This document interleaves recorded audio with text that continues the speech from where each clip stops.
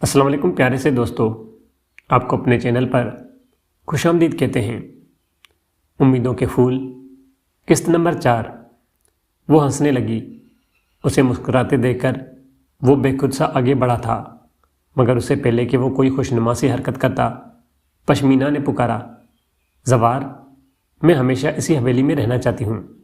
میں be be جان اور بابا جان کو اکیلے چھوڑ کر نہیں جاؤں گی۔ زوار نے اسے ایک پل بغور دیکھا۔ بی بی جان نے تمہیں اپنا بیٹا بنایا ہوا ہے، تم شروع سے ہی اس حویلی میں رہے ہو۔ بابا جان اور بی بی جان نے تم سے بہت سی امیدیں باندھ رکھی ہیں۔ بابا قبیلے کی وجہ سے ایسا نہیں سوچتے، مگر تم ہمیشہ اس حویلی میں رہو، یہ ان کی بھی خواہش ہے۔ اس نے جھجکتے ہوئے دل کی بات کہہ دی تھی۔ ویسے ہے تو یہ مردانگی کے خلاف کہ میں گھر داماد بن کر ہوں، مگر گھر داماد سے پہلے میں اس حویلی کا بیٹا ہوں، اور بیٹے ہمیشہ اپنے گھروں میں ہی جچتے ہیں۔ بیگم، اس کی سنجیدگی کو اس نے ہنسی میں اڑایا تو اس کے ہونٹوں پر بڑی خوبصورت سی مسکان سے مٹائی تھی۔ زوار، تم بہت اچھے ہو، بس ٹائم از اوور، بیبی جان اور دیگر لوگ ادھر آ رہے ہیں۔ زوار، لالا جلدی سے بھاگنے کی راہ لے۔ اس سے پہلے کہ زوار جواباً کوئی خوبصورت سی کارروائی کرتا، لیلا کی آمد نے اسے گڑبڑا دیا تھا۔ بی بی جان کا خیال کرتے ہوئے باہر کی طرف لپکا، اور پشمینہ نے سکھا سانس لیا کہ زوار نے اس کی اتنی بڑی خواہش کو اتنی آسانی سے پورا کر دیا۔ اگر وہ بھی بیاہ کر اس حویلی سے چلی جاتی تو بی بی جان اور بابا جان کو سارم کی جدائی مزید تڑپانے لگتی۔ اگلی صبح وہ 9 بجے تک بھی کمرے سے نہ نکلی تو اسد کو تشویش لاحق ہوئی۔ رات کو وہ جب مجتبیٰ حسن سے بات کر کے کمرے سے نکلا تو کچن میں پانی پینے کے غرض سے گیا تھا، مگر وہاں سلیب پر ٹرے میں چائے کے 3 کپ دیکھ کر چونک گیا۔ اس کے لیے انکشاف ہی بڑا اذیت ناک تھا کہ وہ ان کی گفتگو سن چکی ہے، اور اس کے بعد اس نے کیا اندازہ لگایا ہوگا۔ وہ سوچ سوچ کر الجھتا رہا۔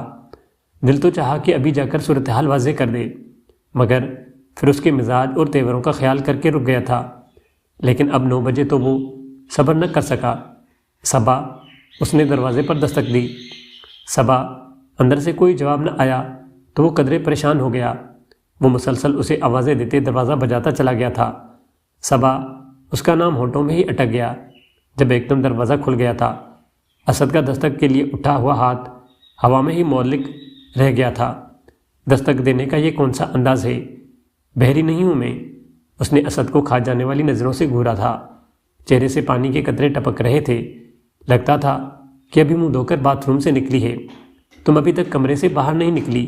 تو اس کا غصے سے سرخ چہرہ اور بدلحاظی دیکھتے اسے اسد نے وضاحت کرنا چاہی تھی، مگر اس نے درشتی سے بات کاٹ دی تھی۔ مر نہیں گئی تھی میں، ابو تمہیں بلا رہے ہیں۔ وہ مزید کچھ کہے بغیر اس کے گیلے چہرے پر ایک نگاہ ڈالتے سامنے سے ہٹ گیا۔ صبا، مر نہیں گئی تھی میں، ابو تمہیں بلا رہے ہیں۔ وہ مزید کچھ کہے بغیر اس کے گیلے چہرے پر ایک نگاہ ڈالتے سامنے سے ہٹ گیا۔ صبا لب بھینچے اس کی چوڑی پشت دیکھتی گئی۔ وہ تایا ابو کے پاس جانے کے بجائے گھر کی صفائی ستھرائی میں لگ گئی۔ 2 گھنٹے بعد جب بھوک لگی تو ہاتھ دھو کر وہ کچن میں آئی۔ اسد کو چولہے کے سامنے کھڑے دیکھ کر رک گئی۔ تو ابھی تک اس نے اور تایا ابو نے ناشتہ نہیں کیا تھا؟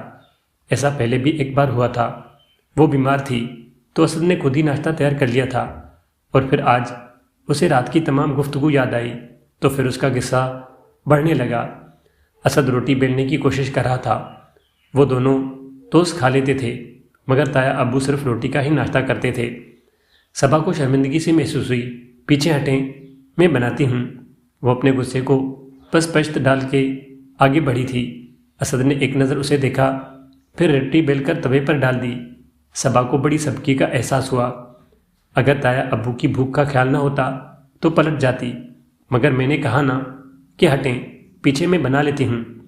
اسد کو دوبارہ آٹے کی طرف ہاتھ بڑھاتے دیکھ کر اس نے فوراً آٹے والا برتن اٹھا لیا۔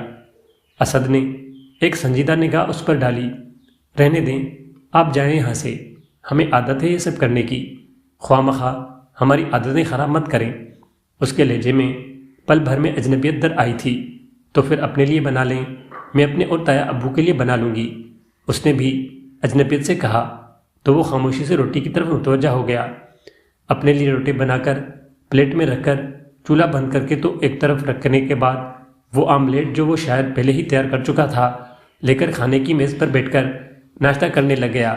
اس کا یہ روپ پہلی بار صبا کے سامنے آیا تھا۔ وہ ایک پل کو حیران کھڑی ہو گئی تھی اسے ناشتہ کرتے دیکھ کر۔ اس نے سر جھٹکا، پھر دوبارہ چولہا جلا کر توا رکھا، اپنے لیے پراٹھا اور تایا ابو کے لیے سادہ پھلکا بنایا، پھر ٹرے لے کر تایا ابو کے کمرے میں چلی آئی۔ وہ قرآنی تفسیر سے متعلق کسی کتاب کا مطالعہ کر رہے تھے۔ اسے دیکھ کر سر اٹھایا۔ آج بہت سوئیں تم۔ اس نے جیسے ہی میز پر ٹرے رکھی تو انہیں کتاب بند کر کے تپائی پر رکھ دی۔ بس رات اچھی طرح نیند نہیں آئی، اس لیے صبح جلد آنکھ نہیں کھل سکی۔ ان کے سامنے کھانا رکھتے اس نے بتایا تو وہ مسکرا دیے۔ رات نیند کیوں نہیں آئی تھی؟ وہ خوش دلی سے پوچھ رہے تھے، جبکہ صبا کا چہرہ سستا ہوا تھا۔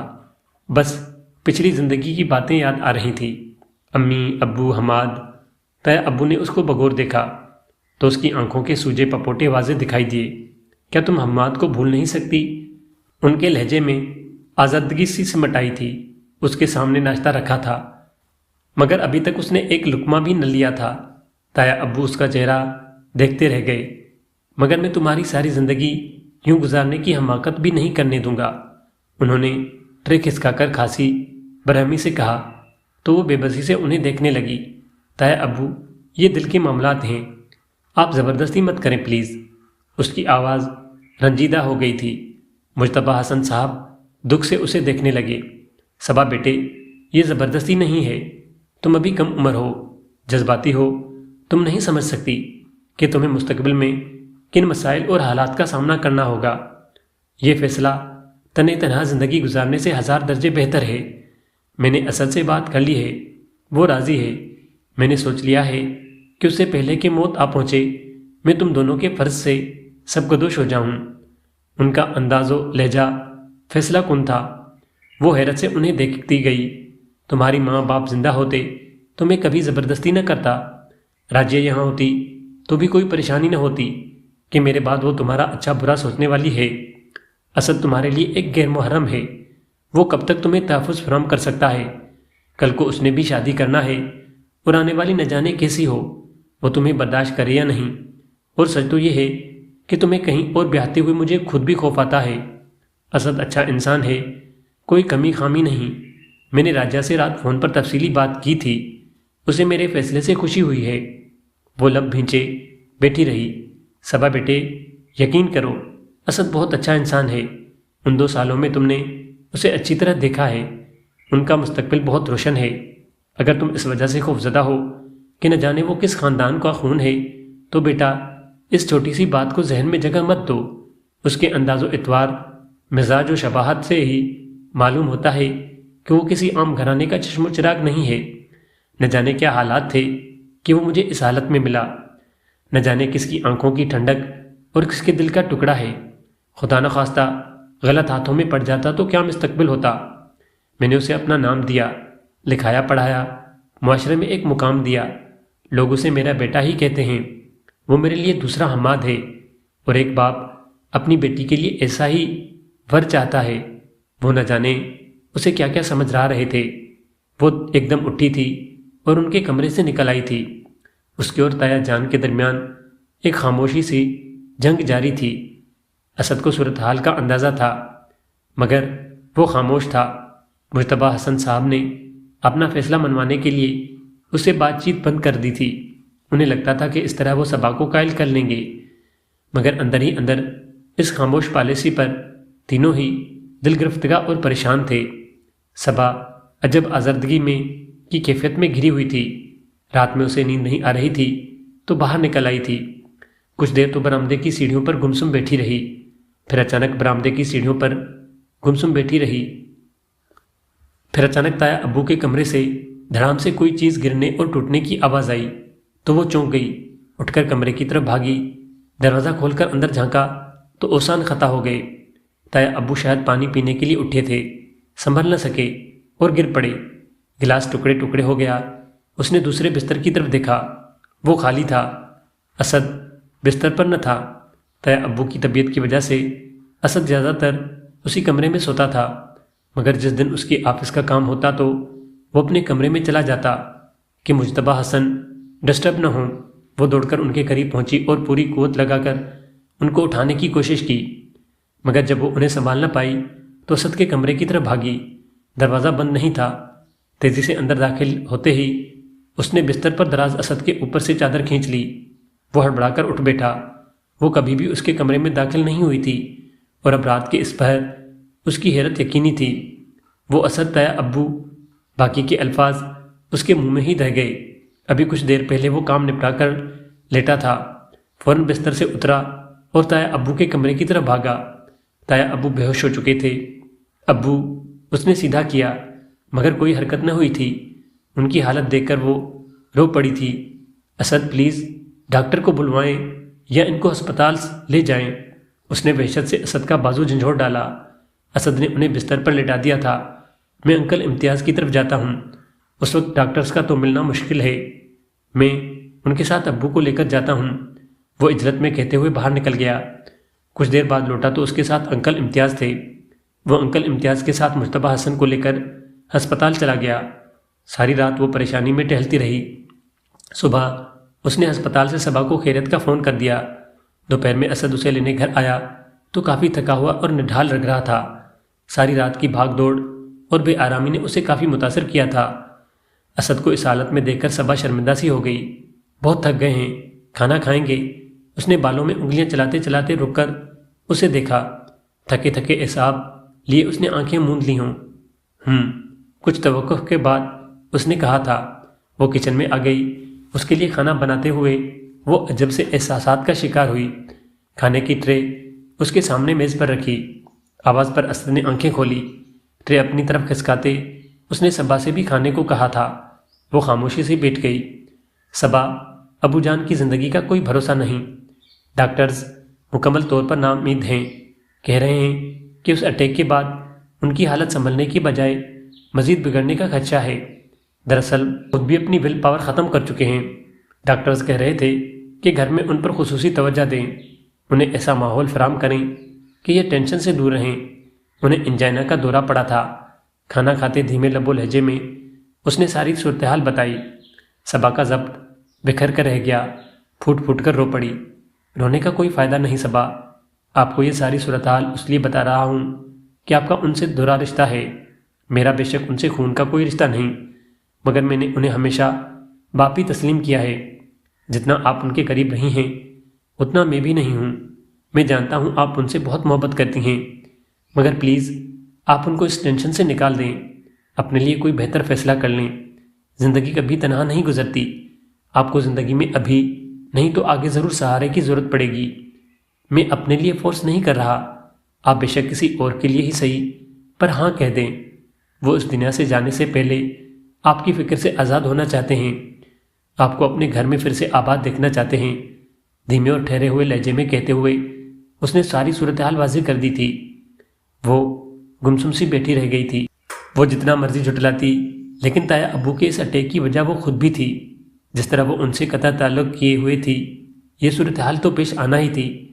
آپ اچھی طرح سوچ لیں، آپ پر کوئی زبردستی، کوئی دباؤ نہیں، خاص طور پر میری طرف سے تو قطعی نہیں۔ شادی بیاہ بچوں کا کھیل نہیں، یہ عمر بھر کی بات ہے، اور میں سمجھتا ہوں کہ دل آمادہ نہ ہو تو ایسا بندھن باندھنے کی بالکل ضرورت نہیں۔ اس نے کبھی سوچا بھی نہ تھا کہ اسد یوں اسے یہ سب سمجھا رہا ہوگا۔ میں ذرا چینج کر لوں، آپ بھی تیار ہو جائیں، پھر اسپتال چلتے ہیں۔ وہ کھانا ختم کر چکا تھا۔ برتن سمیٹتے ہوئے تایا ابو کے لیے پرہیزی کا کھانا بناتے ہوئے تیار ہوتے ہوئے وہ عجب کشمکش کا شکار تھی۔ امتیاز انکل ہسپتال میں تایا ابو کے پاس ہی تھے۔ اسد ان کی ہی گاڑی لے کر آیا تھا۔ صبا اس کے ساتھ فرنٹ سیٹ پر آ بیٹھی تھی۔ اسد نے گاڑی اسٹارٹ کرتے ہوئے بغور دیکھا۔ اس کی آنکھیں مزید سرخ ہو رہی تھیں، یوں لگتا تھا کہ وہ پھر خوب روئی ہے۔ اسد، آپ اچھی طرح جانتے ہیں میری اور حماد کی اٹیچمنٹ ایک دو دن کی بات نہ تھی۔ اس کی محبت، توجہ اور پیار نے مجھے کبھی کچھ اور سوچنے کا موقع ہی نہیں دیا۔ میں حماد کے ساتھ بیاہ کر اس گھر میں آئی تھی، اور حماد کے بعد کسی اور کا تصور، چاہے وہ کوئی بھی ہو۔ وہ جملہ ادھورا چھوڑ کر سسک اٹھی تھی۔ اسد لب بھینچے گاڑی چلا رہا تھا۔ آپ تایا ابو سے کہہ دیجئے کہ میں آپ سے نکاح کے لیے تیار ہوں۔ روتے روتے اس نے ہاتھوں میں چہرہ چھپا لیا تھا اور اسد بس اسے دیکھ کر رہ گیا تھا۔ مجتبیٰ حسن چند دن ہسپتال میں رہے تھے۔ ان کی طبیعت کچھ سنبھلی تو ڈسچارج کر دیے گئے تھے۔ وہ گھر لوٹے تو بہت زیادہ لاغر ہو چکے تھے۔ ان کی حالت دیکھ کر صبا مزید وحشت زدہ ہو جاتی تھی۔ اسد کے کیا جذبات تھے، وہ بے خبر تھی۔ اس روز کے بعد براہ راست ان دونوں کی کوئی بات چیت نہیں ہو سکی تھی۔ وہ رات کو انہیں دوا کھلانے آئی تھی۔ دوا کھلا کر اس نے تایا جان کے ہاتھ تھام لیے۔ آج ان کی طبیعت گزشتہ دنوں سے قدرے بہتر تھی۔ تایا ابو، مجھے آپ کا فیصلہ قبول ہے، میں اسد سے نکاح کے لیے راضی ہوں۔ ادھر ادھر کی باتوں کے بعد اس نے کہا تو اس کی آواز رنجیدہ ہو گئی تھی۔ پہلے تو وہ حیران ہوئے، پھر خوش ہو کر انہوں نے اسے والہانہ انداز میں اپنے سینے سے لگا لیا تھا، اور صبا کو لگا اسے دل کھول کر رونے کا موقع مل گیا ہے۔ تم نے بہت اچھا فیصلہ کیا، تم میری ہی بہو رہو گی، چاہے حماد کی صورت یا اسد کی۔ یقین رکھنا بیٹا، اسد تمہیں بہت خوش رکھے گا۔ کوئی اور نہ جانے کیسا ہوتا، میرا باہر دل ہی نہیں مانا۔ بہت عقل مندی کا فیصلہ کیا تم نے، اللہ تم دونوں کو سدا خوش رکھے۔ وہ اسے سینے سے لگائے مسلسل دعائیں دے رہے تھے۔ اس کی خواہش تھی کہ نکاح وغیرہ کی تقریب سادگی سے ہو۔ خود اسد بھی شور ہنگامے کا قائل نہ تھا، مگر تایا ابو تو ہر طرح سے خوشی منانا چاہتے تھے۔ دل کھول کر نانا کرتے بھی اچھا خاصا انتظام کر لیا گیا تھا۔ وہ نکاح کے دن بہت خوش تھے۔ بغیر کسی سہارے کے وہ مہمانوں میں چل پھر اٹھ بیٹھ رہے تھے، زندگی کے بھرپور کہہ لگا رہے تھے۔ نکاح کے بعد اسد پہلے مجتبیٰ حسن کے پاس ان کے کمرے میں آیا۔ تم ادھر؟ اسد کو اپنے کمرے میں دیکھ کر حیران ہوئے تو اسد جھینپ گیا۔ آج تم مجھے بوڑھے کو تنہا چھوڑ دو، جاؤ بیٹا، صبا انتظار کر رہی ہوگی، تم میری فکر نہ کرو، مجھے بس تم دونوں کی فکر تھی۔ بڑے عرصے بعد سکون محسوس کیا ہے، اب اگر موت بھی آ جائے تو کوئی غم نہیں۔ ایک خلش تھی دل میں کہ میں دونوں بیٹوں میں انصاف نہیں کر پایا۔ تم بے شک منہ سے کہو، مگر باپ ہوں تمہارے دل کی خواہش مجھ پر آشکار نہ ہوتی تو کس پر ہوتی؟ آج میں سرخ رو ہو گیا ہوں۔ جاؤ بیٹا، اپنی خوشیاں سمیٹو، میری ساری دعائیں تمہارے ساتھ ہیں۔ انہوں نے اسد کا چہرہ تھام کر پیشانی چومی، پھر اسے اپنے کمرے میں جانے کا اشارہ کیا تو وہ باہر نکل آیا تھا۔ اپنے کمرے کی طرف بڑھتے ہوئے اسد کے عجب سے احساسات ہو رہے تھے۔ گاڑی میں بیٹھی روتی صبا کی وہ ہاں اور الفاظ وہ بھولا تو نہ تھا۔ وہ اچھی طرح جانتا تھا کہ صبا نے صرف مجتبیٰ حسن کی خاطر ہاں کی ہے، اور کسی کی مجبوری سے فائدہ اٹھانا اس کی سرشت میں نہ تھا۔ وہ کمرے میں داخل ہوا تو صبا کہیں بھی نظر نہ آئی، البتہ باتھ روم کا دروازہ بند تھا۔ وہ صوفے پر بیٹھ گیا۔ صبا باتھ روم سے نکلی تو اس نے دیکھا وہ سادہ سوتی لباس میں ملبوس تھی۔ اس نے نظریں چرائی